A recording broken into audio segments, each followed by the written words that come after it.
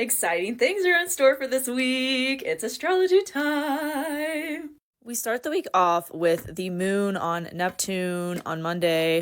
This might create some emotional fogginess or illusion, but once that lifts on Tuesday as the moon moves into Aries, we will be feeling emotionally clear, creatively clear as well. Like if we've been feeling a little stuck around what we're doing to make our dream a reality, then Tuesday is going to be the day where we can get more clarity around it, as our emotional mood on Tuesday and Wednesday will be one of taking action. There is a pretty intense transit this week as well, as the sun moves closer and closer to Pluto. And we have Mercury in Capricorn now about to join Mars.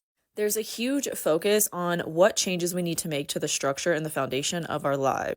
Maybe new systems we need to put into place and take action on so that we are able to remain consistent and dedicated to the dream that we're building.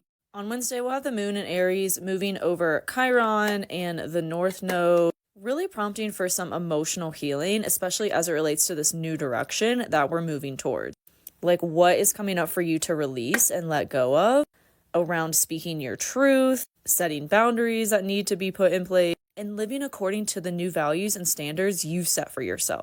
With Jupiter in Taurus, the more action you take towards your ultimate expansion and feeling of optimism and abundance, the better. And Jupiter in Taurus is getting a major boost this week from Mars and Mercury.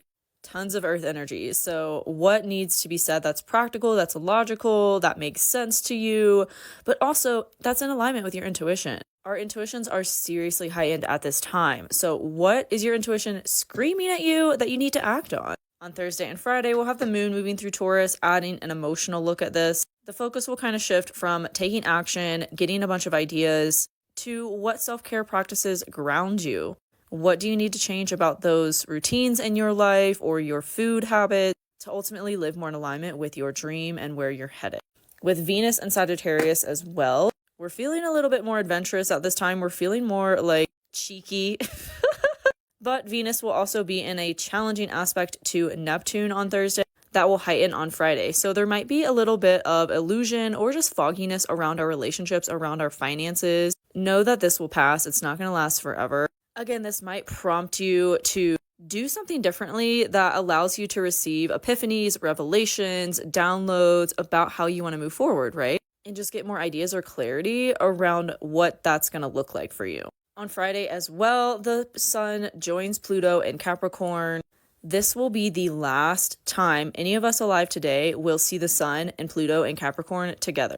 So this is going to prompt for some serious transformation and change as it relates to the area of life in your birth chart. You have Capricorn ruling the house it's in. If you have anything around 29 degrees Capricorn or early degrees Aquarius, that gives you insight into how exactly this is going to show up for you. But basically, this is going to prompt us to make some sudden, unexpected change and transformation, to have a death and rebirth in terms of our foundation, our structure, to create more success for ourselves and be solid in this dream that we're working towards, in this new direction we're headed. And not only that on Friday, but the moon will be on Uranus. There might be some sudden emotional shifts as well, emotional breakthroughs around our dream and our money. That's going to prompt for a really beneficial shift.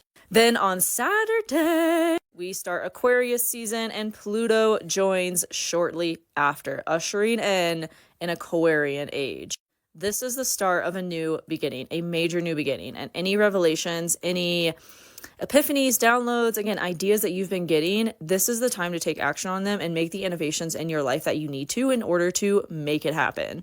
The moon will be in Gemini on Saturday as well, in a harmonious aspect to the sun and Pluto. So you might be feeling like communicating these ideas, sharing them, or putting them into action, creating them.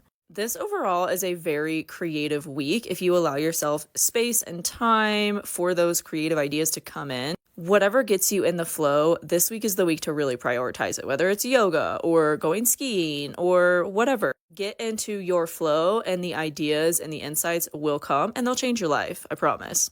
How is this all showing up for you? Let me know in the comments and I'll see you next week.